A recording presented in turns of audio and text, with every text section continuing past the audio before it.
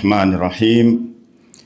الحمد لله مالك الملك مجري الفلك مسخر الرياح فالك الإصباح ذي الجلال والإكرام والفضل والإنعام الذي بعد فلا يرى وقرب فشهد النجوى تبارك وتعالى، والصلاة والسلام على أشرف الأنبياء والمرسلين سيدنا ونبينا وحبيب قلوبنا أبو القاسم محمد.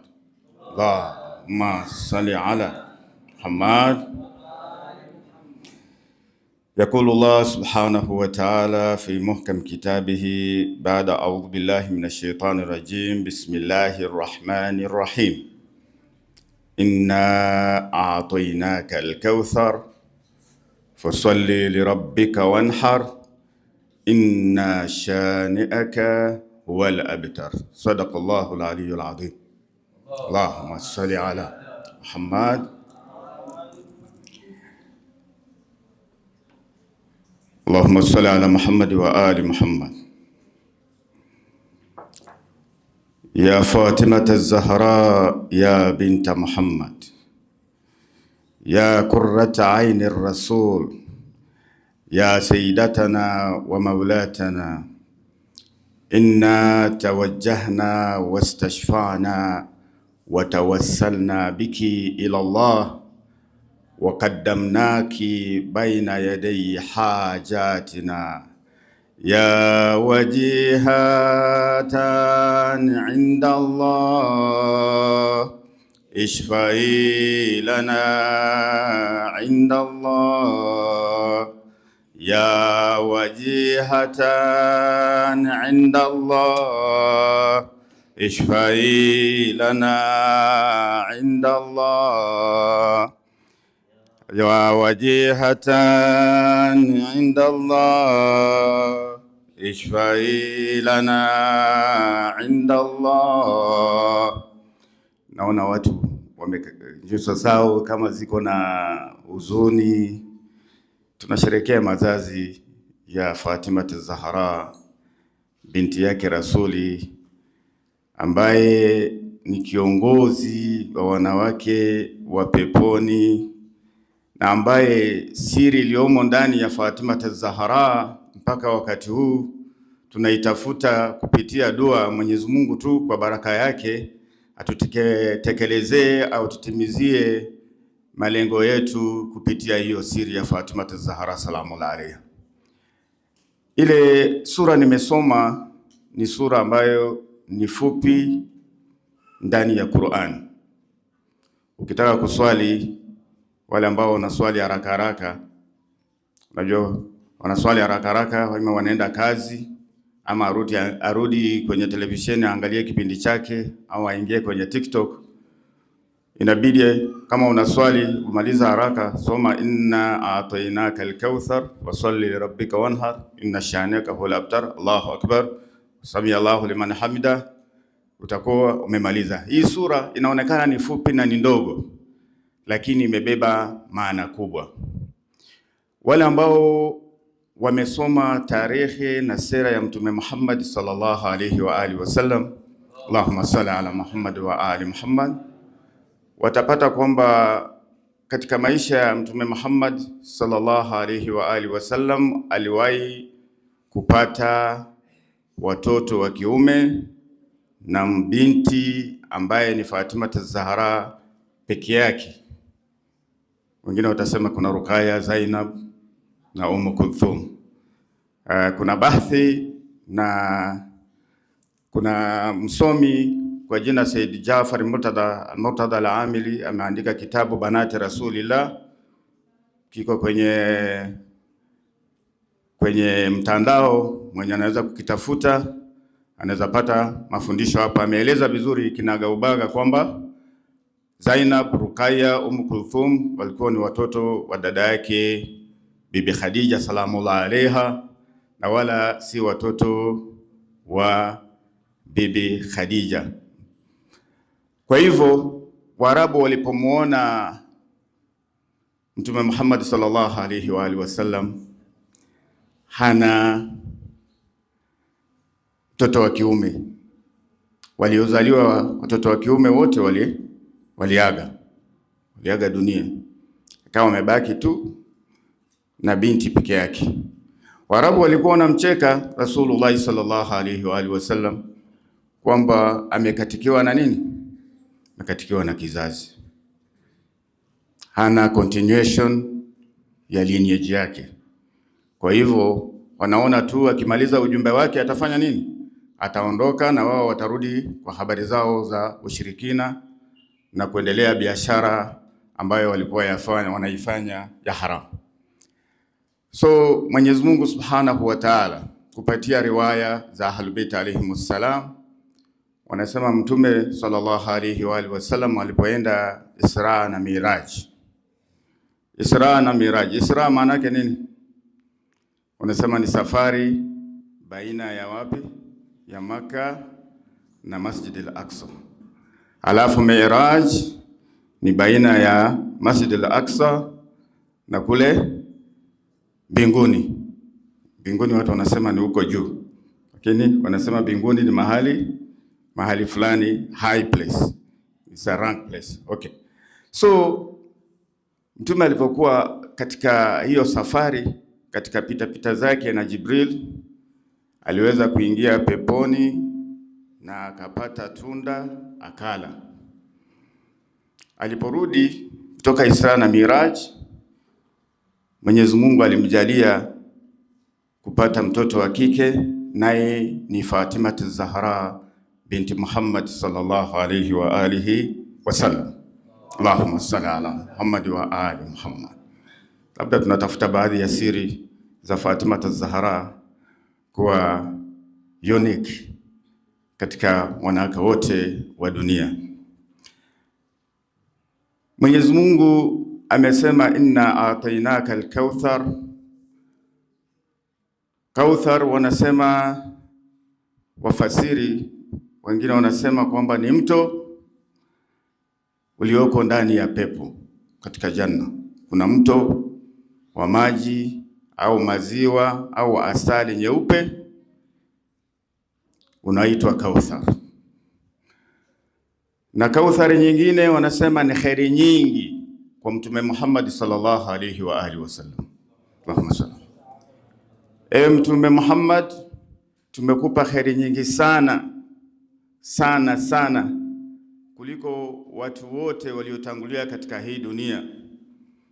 Na katika hizo khairi ni kwamba Mwenyezi Mungu aliweza kumpa Mtume Muhammad sallallahu alaihi wa alihi wasallam Fatima az-Zahra ambaye ni mama wa maimamu, Ummul Aimma, ambao kizazi chake kinaendelea mpaka sasa. Tunavyozungumza hivi, tunatarajia kuja kwa imamu wa zama yetu ambaye ni Imam Mahdi ajallahu ta'ala farajahu sharif. Allahumma salli. Anatokana na nani? Na Bibi Fatima az-Zahra binti Muhammad sallallahu alayhi wa alihi wasallam. Katika khairi ambazo ni nyingi Mwenyezi Mungu kampa Rasulullah sallallahu alayhi wa alihi wasallam. Kwa hivyo tunapoketi tuwe ni wenye furaha kwamba Waarabu walivyokuwa wanamcheka Rasulullah kwamba kizazi chake kimekatika. Kweli kwa hakika kizazi cha Mtume Muhammad sallallahu alayhi wa alihi wasallam hakijakatika, bali waliokuwa wanamcheka Rasulullah wao ndio vizazi vyao vimefanya nini? Vimekatika. Kwa sababu ukiangalia kutoka kwa Imam Hassan na Hussein, viongozi wa vijana wa nini? Wa peponi. Angawa kuna Waislamu waliongeza wakasema kuna fulani na fulani ni wazee, viongozi wa wazee wapi? Peponi. Kuna hadithi inasema peponi kuna wazee. Kila mtu atakuwa nini? Atakuwa kijana. Kwa hivyo hadithi mwenye kuongezea amefanya kuchonga hadithi tu ili ijumulishe watu wengine wasiokuwa Ahlul Bait alayhimus salam. Kwa hivyo Fatima az-Zahra ni shule ambayo ni kubwa, iwe kwa malezi, kwa kuweza kutoa kiongozi kama Imam Hassan alayhi salam, ilihitaji malezi ambayo ni ya mama ambaye amequalify kuwa mama wa kweli. Kuweza kumleta kiongozi kama Imam Hussein alayhi salam ilihitaji malezi ambayo si malezi ya kawaida. Hapo ndio inakana tusirudi mpaka karne ya Imam Khomeini ridwanullahi ta'ala alayhi, baada ya kuleta mwamko wa kusimamisha dola ya Kiislamu, Jamhuri ya Kiislamu ya Iran.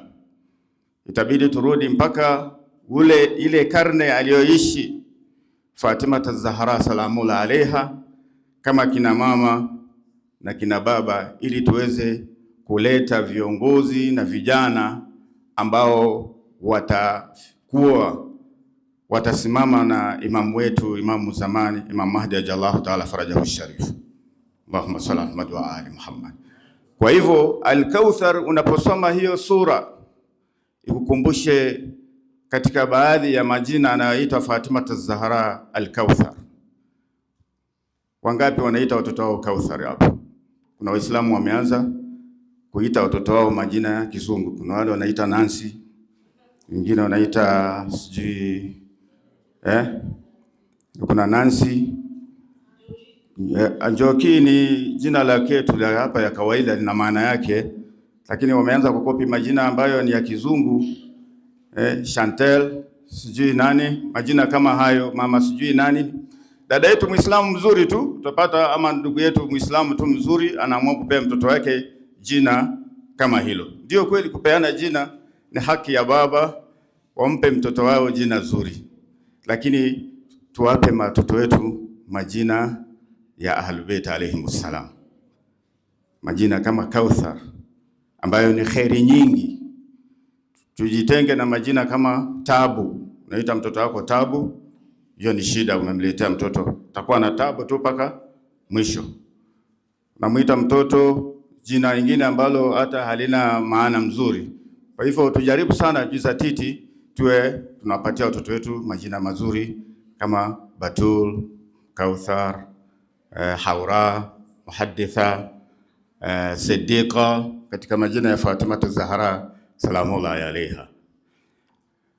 Sehemu ya pili nayozungumzia. Kwa hivyo tumejua Kauthar ni mto wa maji masafi meupe ndani ya janna, na Kauthar ni kheri nyingi ambayo Mwenyezi Mungu Subhanahu wa Ta'ala alimpa nani?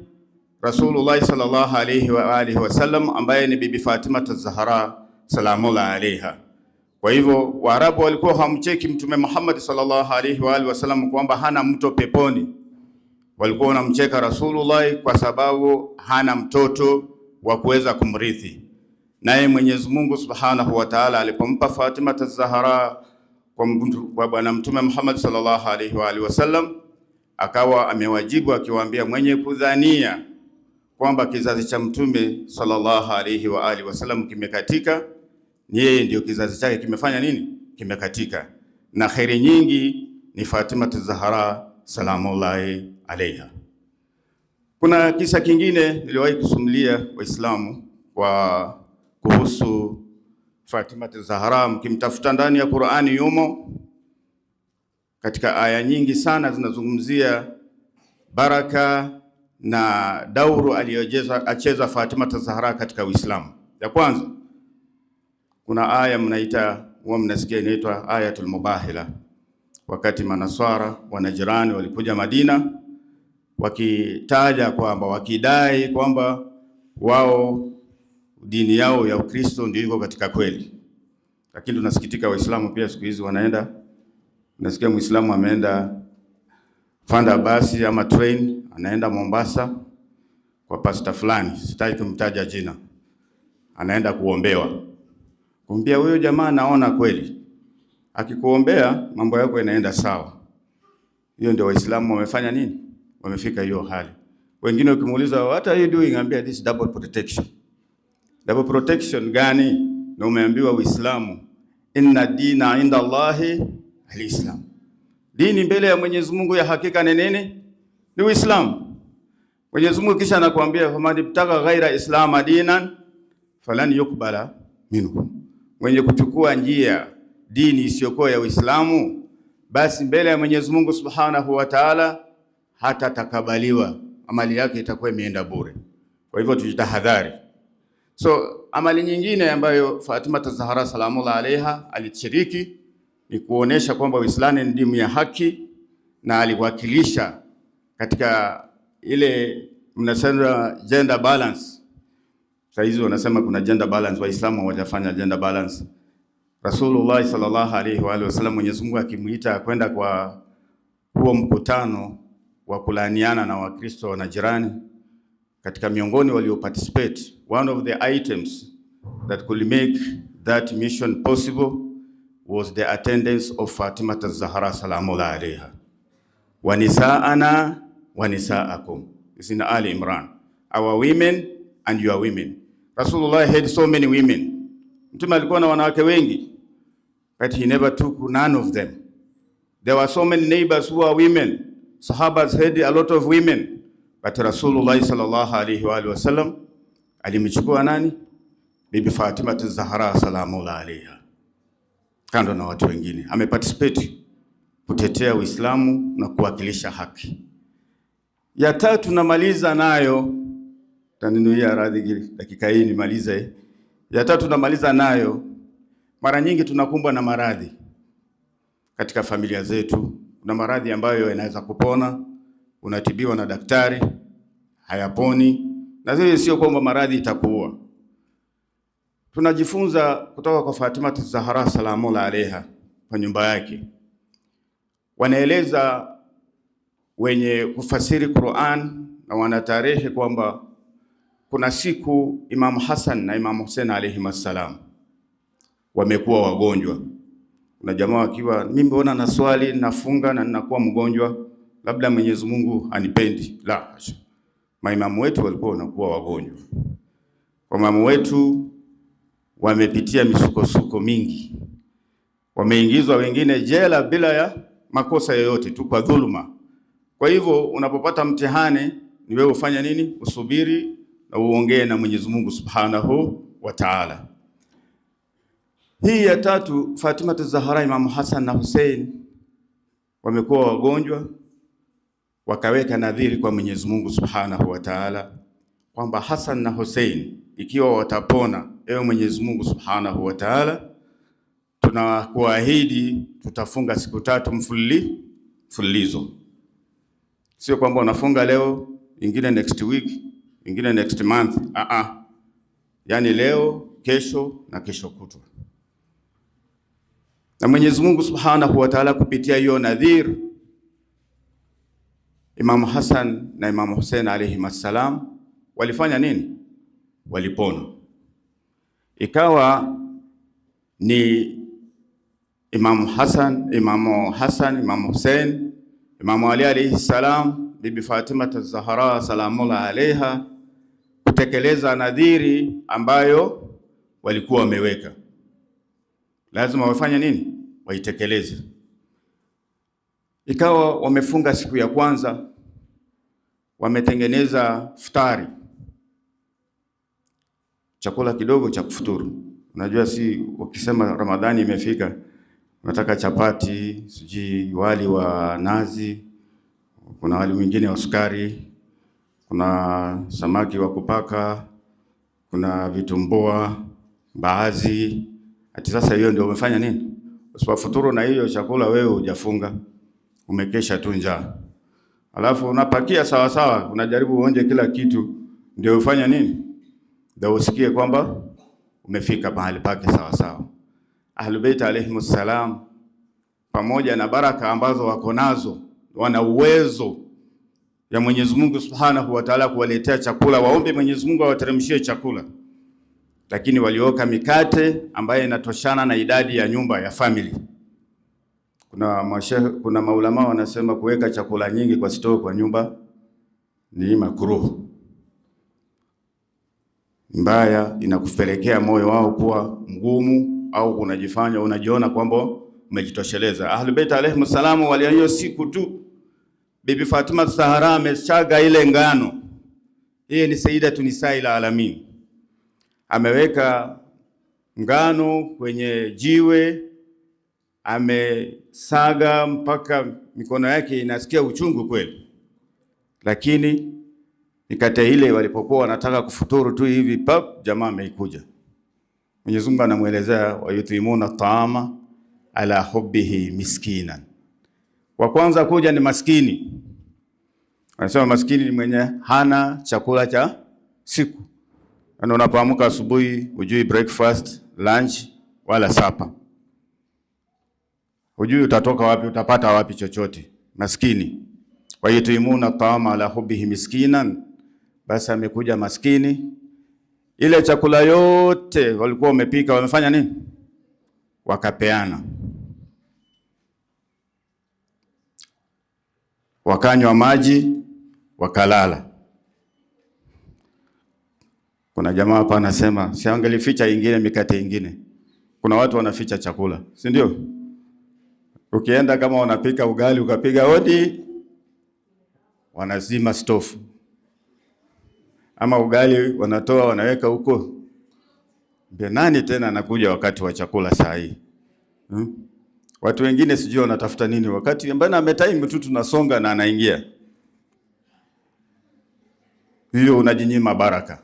Kwa sababu watu wanapokula kwa chakula yako, wakiondoka wanaondoka na balaa nyingi kutoka kwa nyumba yako, wanakuondoshea balaa nyingi. Kwa wale ambao wanaficha chakula, wananyima watu chakula, au wanasema chakula alikuwa anakula 2. Alikuwa anachukua nyama 2. Ahlul Bait wakapeana chakula. Wakalala. Siku ya pili akakuja nani? Yatima. Yatima ni mtu gani? Yatima ni mtu yule ambaye au mtoto ambaye amefiliwa na baba na hajabaleghe. Wewe ndio anaitwa nini? Yatima. Lakini utapata mtu mzima tu hapa anambia mimi nilifiliwa na baba, mimi ni yatima wa fulani. Wewe sio yatima, ushapita hiyo jina la yatima. Wewe ni mtu unajiweza na habari hakuna kusema kwamba wewe ni yatima. Sisi sote tutasema ni mayatima, pia tumefiliwa na babu zetu na baba zetu. Inshallah Mwenyezi Mungu awarahamu. Kwa hivyo wakatoa hiyo mikate wakapeana kwa yatima. Ikaja siku ya 3 wakaoka mikate ingine. Wanataka kula futuru. Akakuja asir. Asiri ni mfungwa wa vita, ameachiliwa huru, mateka. Ameachiliwa huru. Kakuja kwa Ahlul Bait alayhimus salam, anaomba. Unaweza imagine Madina ni mji mkubwa, lakini hawa watu wote watatu walienda tu kwa ile nyumba ya nani? Ya Bibi Fatima az-Zahra na Amirul Mu'minin Ali ibn Abi Talib alayhi salam. Allahumma salli ala Muhammad wa ali Muhammad. Ni mtihani ulioje, na vipi Imam Ali alayhi salam na Ahlul Bait alayhimus salam, Bibi Fatima az-Zahra vipi waliupita huo mtihani mpaka wakawa wamedhoofika. Kisha Mwenyezi Mungu pamoja na uchovu na njaa ya siku 3. Nafikiri watu wengine tungaliitoa ambulance, lakini Mwenyezi Mungu aliwapa nguvu ya kusubiri. Mwenyezi Mungu anawasifu, anasema nini? La nuridu minkum jazaan wala shukura. Kama wangelishiba waondoke, kama ni sisi hata hakusema asante, aliondoka tu. Hawa Ahlul Bait alayhim salam hawataki asante. La nuridu minkum jazaan wala shukura. Hatutaki kwenu malipo wala shukurani. Hii ni nyumba ya ajabu, nyumba ambayo tukiweza kuzungumza wakati hautoshi. Kwa hayo machache tujifunze kutoka kwa Fatima az-Zahra salamu alayha. Alikuwa anapika, alikuwa anasaga unga. Sasa hiyo ukiambia chukua mahindi uende kwenye kisagi, utasema nywele yangu sijui kucha, weka makaa tupike chakula, makucha yangu itakuwa chafu, ninulie gloves. Tumekuwa na sababu nyingi. Tujifunze kwa Fatima az-Zahra salamu alayha, tutaweza kudhibiti nyumba zetu insha Allah. Kwa hayo machache insha Allah tutapata mengi kutoka kwa maulama wanakuja. Mwenyezi Mungu awape taufiki, tufuate mwenendo wa hii shule ya Ahlul Bait alayhimus salam. Wa hadha assalamu alaykum wa rahmatullahi ta'ala wa barakatuh.